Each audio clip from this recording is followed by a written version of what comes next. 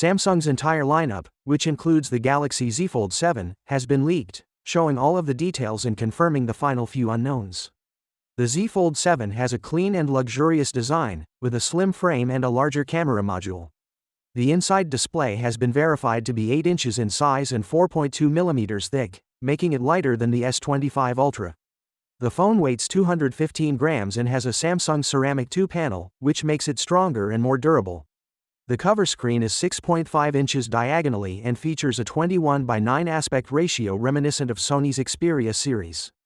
The Z Fold 7 features the same 200-megapixel primary camera as the S25 Ultra, as well as the Pro Visual Engine, which enhances image quality in low light.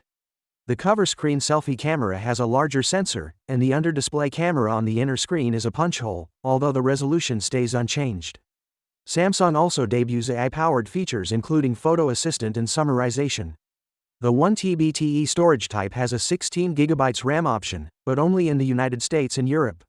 The F7 can now play films for up to 24 hours, 1 hour longer than the original 6.